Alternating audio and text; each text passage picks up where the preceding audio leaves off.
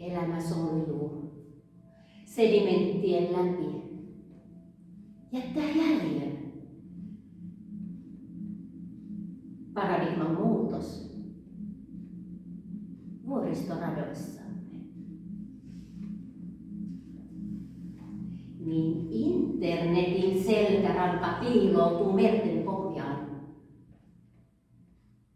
Vie viestin Tokioon syöttää kaukokaipuuta.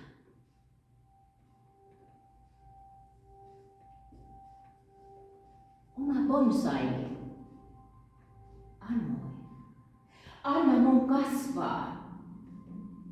Kurotti valoon.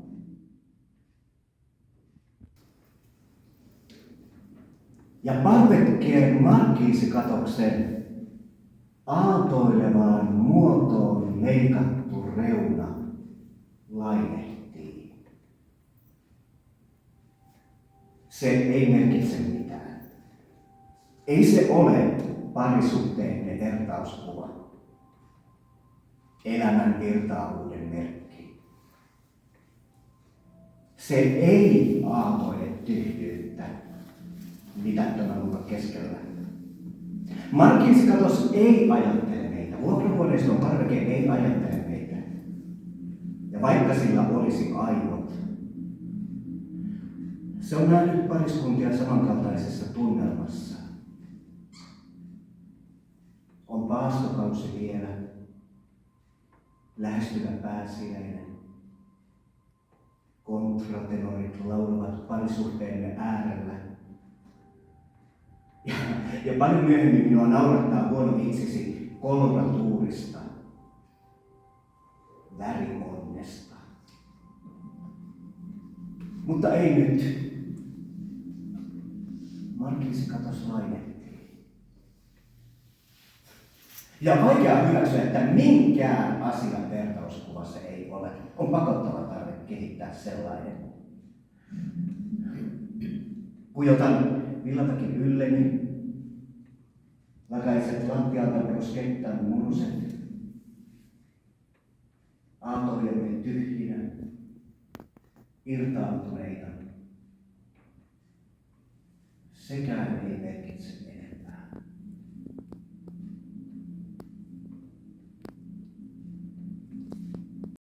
Kasahtelevat jalkojeni alla, Pyökkimetsän vihreän katon varjoissa.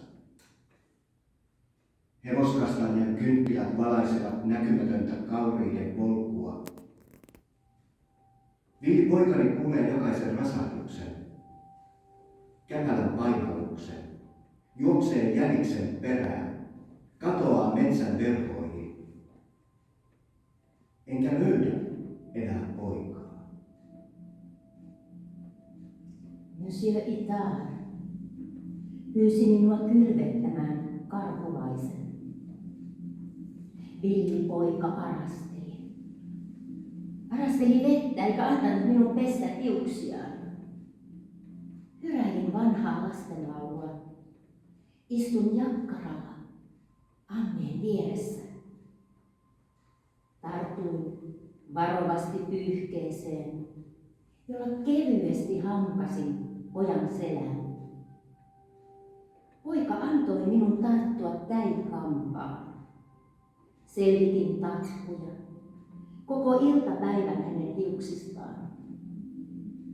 Välillä poika laski päänsä syliin.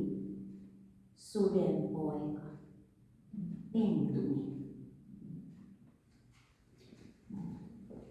Minulla on äiti, mutta hän ei ole äitini. Äitini on muiden lasten kanssa. Hänellä on tärkeä työ. Työ, jossa hän auttaa muita. Vihaan niitä lapsia, jotka saavat olla äitini kanssa. Vihaan niitä kaikkia. Minulla ei ole isää. Mutta äiti, se oikea äiti, käy katsomassa minua joskus. Rakastan äidin hymyä, silmiä, syliä. Ja vihaan äitiä, joka ei halua olla minun kanssa, tulee vain lähteäkseen. Ja vihaan isää, joka kieltää minut eikä tule lähteäkseen. vihaan niitä molempia. Mutta minusta tulikin kipinä. Leimahdin liekiksi. Olin se kaiken polttava metsäpalo. Huusin rumia sanoja, tosi rumia sanoja. Potkin seinää, revin äidin tärkeät paperit, tosi tärkeät paperit. Eikä enää tuntunut pahalta. On yksi vaikea sana. Ja sanoin sen. Sanoin sen sanan äidille. Se sana on anteeksi. Anteeksi. Perdonami. Näin lapsen. Näin voi kukaan. Eikä se ole rikkaruoho. Kukaan hattuva kiitää pitkälle myötätuulessa. Se kukkii auringon keltaisena, ilosanomana, ravitsevana yrttinä. Näin lapsen, jossa toiveemme voivat toteutua. Näin lapsen, jossa pelkomme ovat särkyneitä unelmia. Näin lapsen, jossa huolemme ovat murentuneita haaveita. Näin lapsen lyyhistyvän odotuksistamme.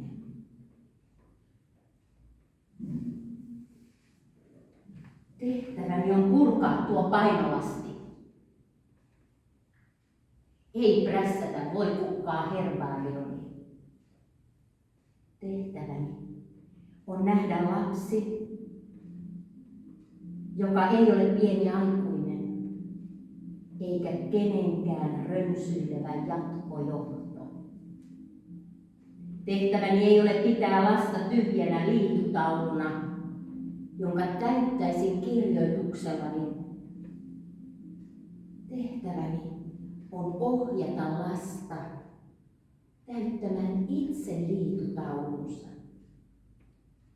Kun lapsi sanoo minulle, auta minua tekemään itse, näin lapsen, joka ei ole pieni aikuinen.